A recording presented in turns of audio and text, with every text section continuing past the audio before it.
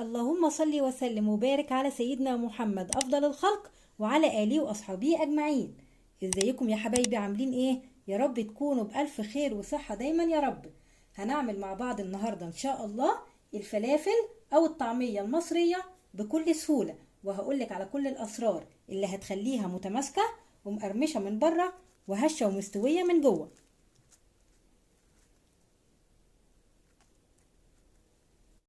بس في الأول بالله عليكم ما تنسونيش باللايك والاشتراك في القناة ومشاهدة الفيديو فضلا وليس أمرا. وتعالوا يلا نسمي الله ونبتدي على طول. هنحتاج نص كيلو من الفول المدشوش متنضف ومغسول كويس ومنقوع لمدة ليلة كاملة.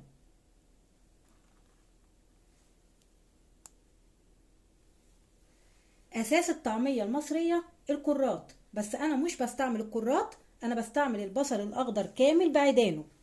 النص كيلو بحط له عودين من البصل الأخضر، نص حزمة من الكزبرة الخضراء، 5 فصوص توم، معلقة صغيرة مليانة من الكزبرة الناشفة، الكمون، البابريكا، الملح. هضيف الخضرة والثوم على الفول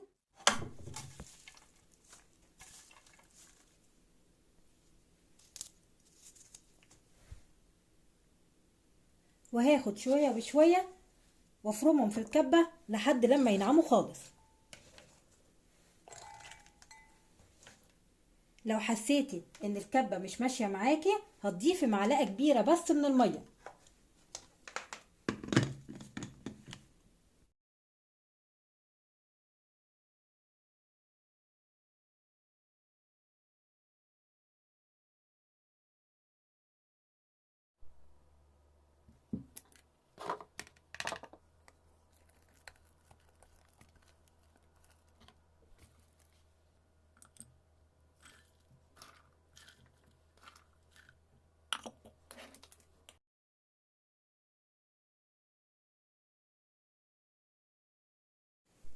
انا فرمت الكمية على مرتين وبعدين فرمتهم مرة كمان.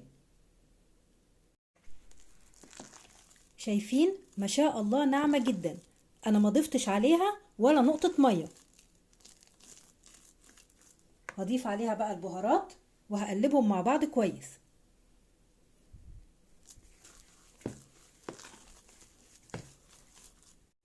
السر اللي بيخلي الطعمية هشة، هجيب مضرب يدوي او كهربائي وهضرب العجينة كويس جدا بالمضرب علشان ادخلها هوا وتبقى هشة. وممكن كمان تعملوا الخطوة ديت بمعلقة خشب كبيرة. هبدأ كده ادخل هوا للطعمية.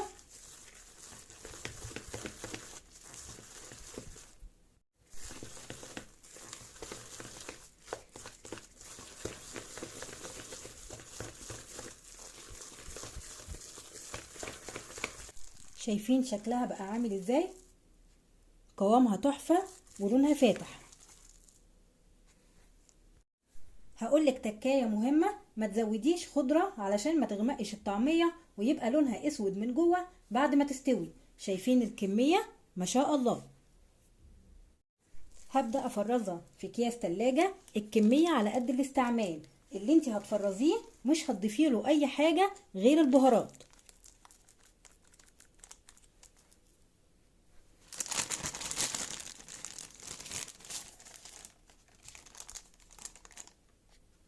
هفردها كده في الكيس علشان تفك معايا بسهولة عند الاستعمال. وانا بقليها بضيف لها بقى ذرة من الكربوناتو. هقلي معاكم شوية طعمية علشان تشوفوا شكلها ايه بعد ما تستوي. هضيف بقى على الطعمية اللي هقليها دلوقتي ذرة صغيرة من الكربوناتو.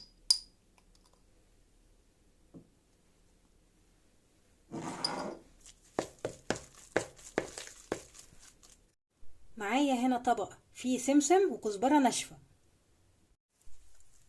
هشكلها كده اقراص بايدي الحجم اللي انت عايزاه سواء كبيرة او صغيرة.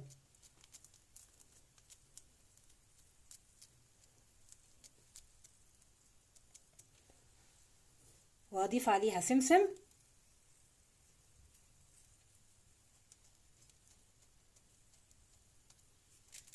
وهقليها على طول في الزيت.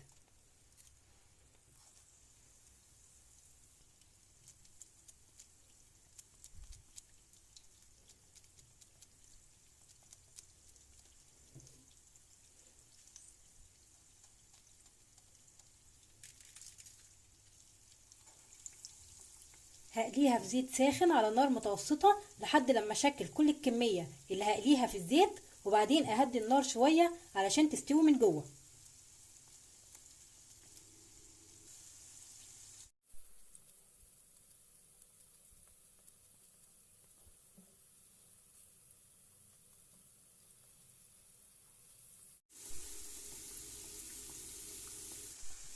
اول ما تاخد لون من تحت هقلبها على طول على الناحية التانية.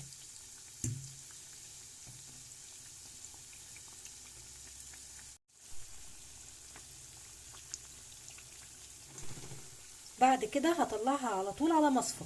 سامعين صوت القرمشة؟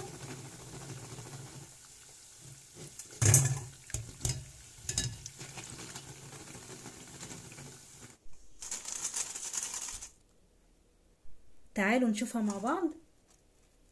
ما شاء الله لونها فاتح ومقرمشة من بره ومستوية وهشة من جوه في منتهى الجمال. شايفين متماسكة ازاي؟